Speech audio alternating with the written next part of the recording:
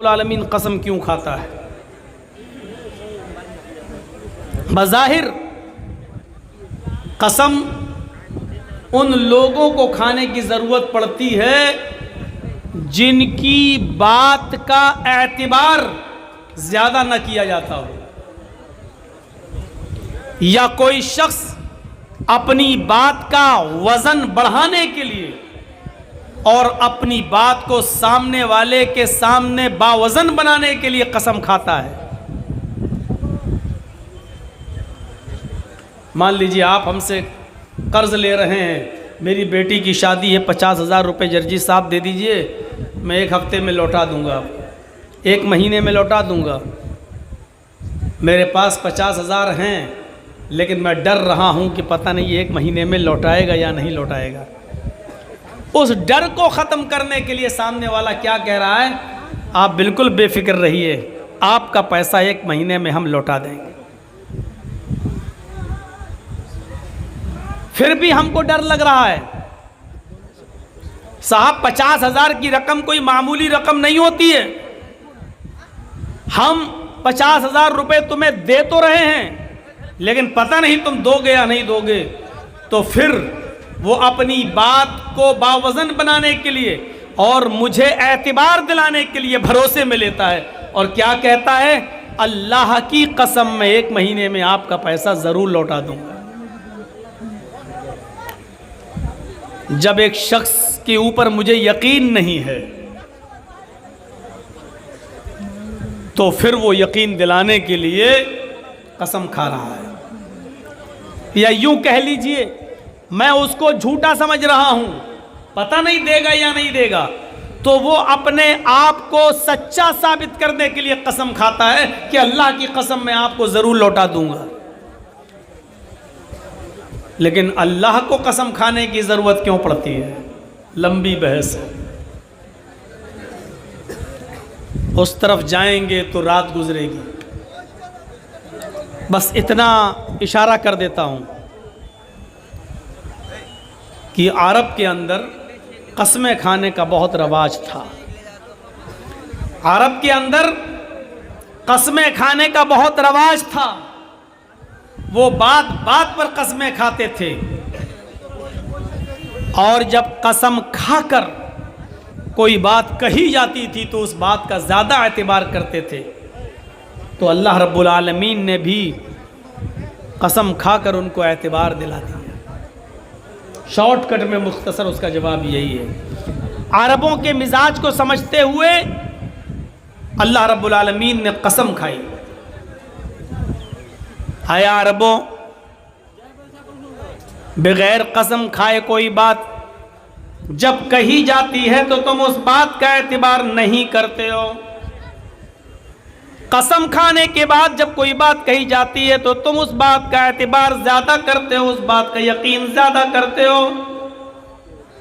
अगर कसम खाकर जो बात कही जाए वो ज़्यादा मोतबर होती है, भरोसे के लायक होती है, तो मैं भी कसम खाकर तुम्हें एतबार दिलाता हूँ, यकीन दिलाता हूँ।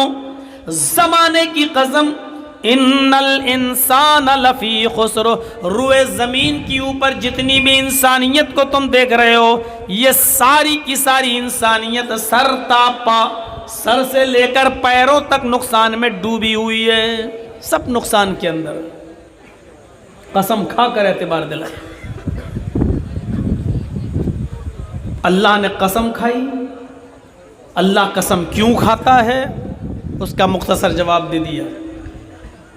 अब सवाल पैदा होता है कि अल्लाह ने ज़माने की कसम क्यों खाई? अल्लाह रब्बुल आलमीन ने बहुत से मकामात पर बहुत सी चीज़ों की कसम खाई। कभी सूरज की कसम खाई, वश्शम्सी वज़ुहाहा, तो कभी चाश्त के नाश्ते के वक्त की कसम खाई, वज़्ज़ुहा, तो कभी रात के अंधेरे की कसम खाई, वल्लैली इज़ा सजा,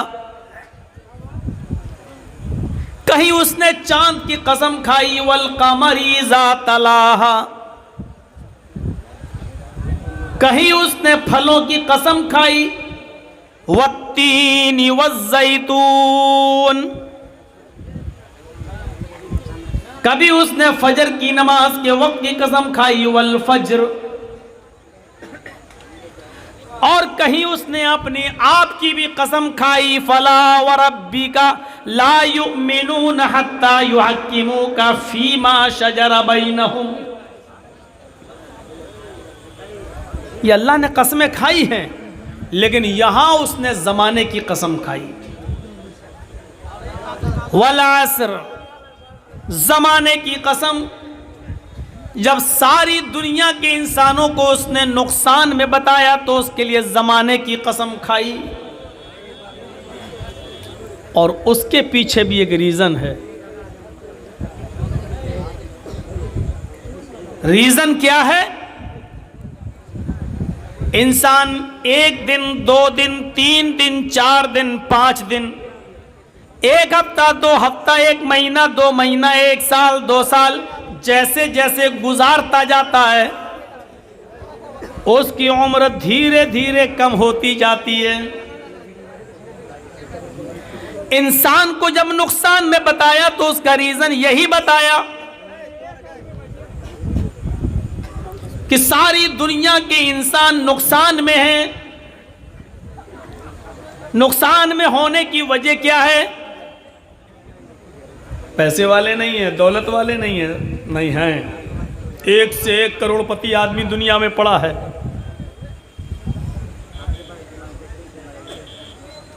एक से एक, बल्कि इस वक्त पूरी दुनियावी सतह पर अगर देखा जाए तो दुनिया का सबसे अमीर आदमी भी नंबर 1 पर कुवैत का एक पाकिस्तानी आदमी है,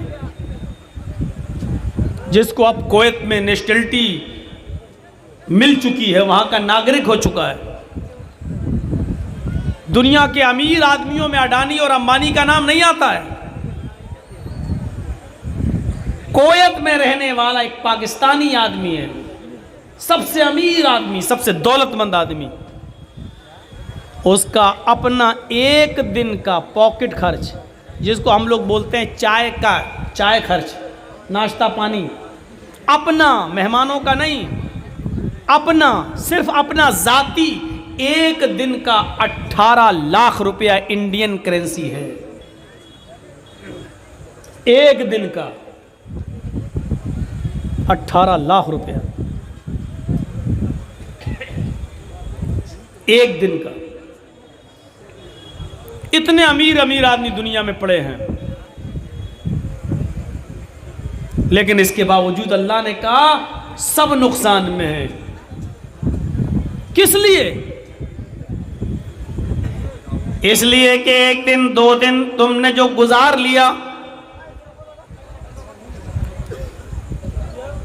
आज जो 25 अक्टूबर की शाम का ये जलसा आपके यहाँ प्रोग्राम जो मुनाकिद किया गया है, ये 25 अक्टूबर आज मेरी डायरी से कट जाएगी, इसलिए कि अब ये 25 अक्टूबर जर्जीस की ज़िंदगी में कभी दोबारा नहीं आएगी।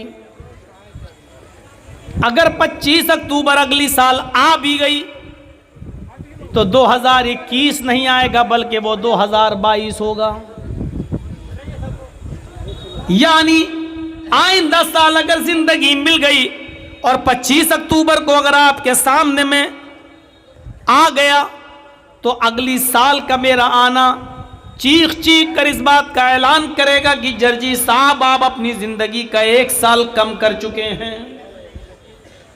आपका यहां आइंदा साल जलसे में बैठना और सुनना इस बात की गवाही देगा कि आप भी अपनी जिंदगी का 1 साल कम कर चुके हैं। 2 साल पहले डेट दिया था, नहीं आ सका। 2 साल बाद आज आपके मैदान में आ रहा हूं। मेरी जिंदगी और आपकी जिंदगी चीख चीख कर ये कह रही है कि 2 साल मैं भी अपनी जिंदगी के कम कर चुका हूं और आप भी अपने 2 साल जिंदगी के कम कर चुके हैं। ये नुकसान बताया अल्लाह तबारक व तआला ने। वल अस्र इन्नल इंसान लफी खुस्र, ज़माने की कसम, दुनिया की सारी इंसानियत नुकसान में है। अल्लामा राज़ी ने बहुत अच्छा नक्शा खींचा। वो कहते हैं कि अल्लाह रब्बुल आलमीन ने ज़माने की कसम क्यों खाई, ये मेरी समझ में नहीं आ रहा था। 25 साल तक मैंने कुरान का मुताला किया, लेकिन मेरी समझ में यह नहीं आया कि अल्लाह रब्बुल आलमीन ने ज़माने की कसम क्यों खाई। और एक दिन कहते हैं कि अचानक मेरी समझ में आ गया। मैं फजर की नमाज पढ़ाने के बाद घर आया, कुरान की तिलावत करने लगा। सूरज जब निकल गया तो सूरज निकलने के बाद मैं घर से बाहर गया। मेरी बीवी ने कहा मार्केट से जाकर सब्जी अब्जी खरीद कर ले आओ। मैं बाजार गया, मैं मार्केट से सब्जी गोश्त वगैरह खरीदने गया। जब वापस लौट रहा था तो मैंने उसी दुकान, उसी बाजार के अंदर एक बर्फ बेचने वाले को देखा जो बर्फ बेच रहा है। बर्फ, कभी कभी आपने देखा होगा रोड पर बर्फ बिकता है, या आइसक्रीम नहीं, बर्फ की बड़ी बड़ी सिल्ली 2 किलो 1 किलो आदमी खरीदता है। 2 रुपए किलो, 5 रुपए किलो, 4 रुपए किलो खरीदता ठंडा पानी करने के लिए। बर्फ बेचने वाला बर्फ बेच रहा है और उसने उसकी कीमत लगा रखी है 2 रुपए किलो, 2 रुपए किलो। इमाम राजी फरमाते हैं कि मैं अपने घर पे आया सब्जी लेकर। ज़ोहर की नमाज पढ़ने जब मैं मस्जिद में गया और नमाज पढ़ाकर जब वापस आ रहा था तो मैंने बर्फ़ बेचने वाले को देखा कि उसने बर्फ़ की कीमत कम कर दी। 2 रुपए किलो कोई नहीं ख़रीद रहा था, महंगे की वजह से उसने बर्फ़ की कीमत कम कर दी। 1 रुपए किलो, 1 रुपए किलो, 1 रुपए किलो। इमाम राजी फरमाते हैं कि मैं असर की नमाज पढ़ाकर जब वापस आ रहा था तो मैंने देखा बर्फ़ बेचने वाले ने उसकी कीमत और कम कर दी, 50 पैसे किलो, 50 पैसे किलो। मगरिब की नमाज पढ़ाकर जब मैं वापस आ रहा था तो मैंने बर्फ़ बेचने वाले को देखा कि उसने बर्फ़ की कीमत और कम कर दी, क्योंकि 50 पैसे किलो भी कोई ख़रीद नहीं रहा था। 25 पैसे किलो, 25 पैसे किलो। इशा की नमाज पढ़ाकर जब मैं वापस आ रहा था तो मैंने देखा कि बर्फ़ बेचने वाला चीख चीख कर ये कह रहा था कि लोगों, मेरा बर्फ़ घुल जाएगा, पिघल जाएगा, बेकार हो जाएगा। तुमको 25 पैसे किलो भी नहीं लेना तो आओ, मेरा बर्फ़ ऐसे ही ले जाओ, अपने घर में ठंडा पानी करो और अपने बीवी बच्चों को पिला दो। कम से कम 2-4 दुआएं उनके मुंह से निकल जाएंगी। मैं फ्री में बर्फ़ दे रहा हूं, फ्री में ले जाओ। इमाम राजी कहते हैं मैंने ईशा के बाद खाना खाया और खाना खाने के बाद जब मैं बिस्तर पर सोने गया तो मेरी आदत थी सोने से पहले कुरान की तिलावत करना। मैं कुरान पढ़ने के लिए बैठ गया। कुरान पढ़ते पढ़ते फिर मैं इसी सूरत के ऊपर से गुजरने लगा। वल अस्र इन्नल इंसान लफी खुस्र इल्लल्लज़ीना आमनू व अमिलुस्सालिहाति व तवासौ बिल हक़्क़ि व तवासौ बिस सब्र। इमाम राजी कहते हैं कि आज मेरी समझ में आ गया कि अल्लाह ने ज़माने की कसम क्यों खाई। इमाम राजी कहते हैं कि अल्लाह ने ज़माने की कसम इसलिए खाई कि जिस तरह बर्फ़ घुलता जाता है, बर्फ़ पिघलता जाता है, उसकी कीमत ऑटोमेटिक कम होती चली जाती है। बर्फ़ जैसे जैसे घुलता जा रहा, पिघलता जा रहा है। 2 रुपए किलो से 1 रुपए किलो, 1 रुपए किलो से 50 पैसे किलो, 50 पैसे किलो से 25 पैसे किलो, और फर्क वक्त आता है कि वो फ्री में ले जाओ। बर्फ़ घुलता जा रहा है, उसकी कीमत कम होती जा रही है, और बर्फ़ घुलता जाता है, वो ख़त्म भी होता जाता है। बर्फ़ घुलता जा रहा है तो मिटता जा रहा है, ख़त्म होता जा रहा है। जैसे जैसे पिघलता जा रहा है, ख़त्म होता जा रहा है। ऐसे ही इंसान की ज़िंदगी 1 दिन, 2 दिन, 4 दिन, 1 हफ्ता, 2 हफ्ता, 10 दिन, 20 दिन, 1 महीना, 2 महीना, जैसे जैसे वो गुजारता जा रहा है उसकी ज़िंदगी कम होती चली जा रही है। बर्फ़ की तरह इसकी ज़िंदगी खुल रही है। समझ गए हैं? तो अल्लाह ने इसलिए ज़माने की कसम खाई है क्योंकि बर्फ़ घुलता जाता है, ज़माना भी 1 साल 2 साल होते होते हमारी उम्र को कम करता जाता है। अब सुनिए, जो बात मुझे कहनी है वो ये कि हमारी ज़िंदगी कम हो रही है। हकीकत में कम नहीं हो रही है। हकीकत में हम अपनी कब्र के करीब हो रहे हैं। ये सबको मालूम है कि हमारी मंजिल क्या है, सब जानते हैं ठिकाना क्या है, कब्र। आज से 10 साल पहले, 5 साल पहले, 2 साल पहले, 1 साल पहले किसी न किसी को तो आपने मिट्टी दी होगी, कब्र में दफन किया होगा। आज उनकी